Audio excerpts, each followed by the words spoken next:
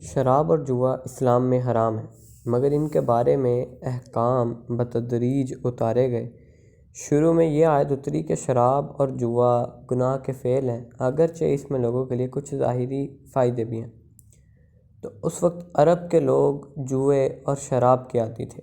انہوں نے جب دیکھا کہ انہیں صاف لفظوں میں منع نہیں کیا گیا ہے تو یہ کہہ کر بدستور ان میں مشغول رہے کہ یہ دونوں چیزیں ہم پر حرام نہیں کی گئی ہیں، صرف یہ کہا گیا ہے کہ ان میں گناہ ہے اور کچھ فائدہ بھی۔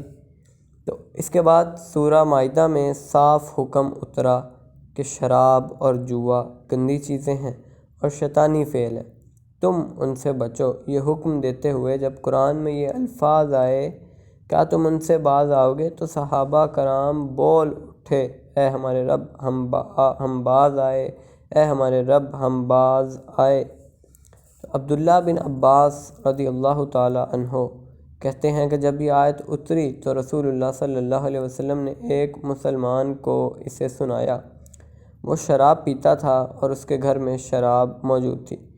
اس کے بعد روایت کے الفاظ یہ ہیں کہ رسول اللہ صلی اللہ علیہ وسلم نے کہا، اے شخص کیا تجھ کو معلوم نہیں کہ اللہ نے شراب کو حرام کر دیا ہے؟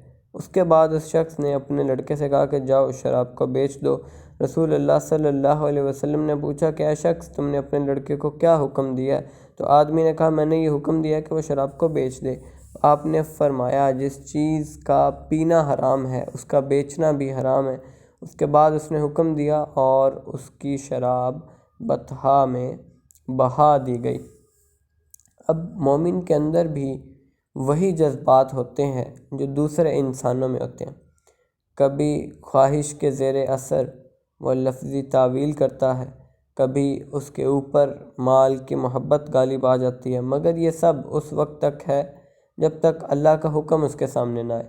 اللہ کا واضح حکم سامنے آتے ہی وہ اس کے آگے جھک جاتا ہے، اس کے بعد وہ لفظی تعویلوں کو بھی بھول جاتا ہے اور اسی کے ساتھ مال یا کسی دوسری چیز کی محبت کو بھی۔ تو موجودہ دنیا میں آدمی کا امتحان یہ نہیں ہے کہ وہ فرشتہ ہونے کا ثبوت دے، یعنی کبھی کوئی غلطی نہ کرے اور نہ کبھی کوئی برا خیال اس کے دل میں آئے۔ اس قسم کی پارسائی تو فرشتوں سے ہی مطلوب ہے، نہ کہ انسان سے۔ انسان سے اس کے رب کی جو چیز مطلوب ہے وہ یہ ہے کہ وہ تنبیہ کے بعد غلطی پر اصرار نہ کرے۔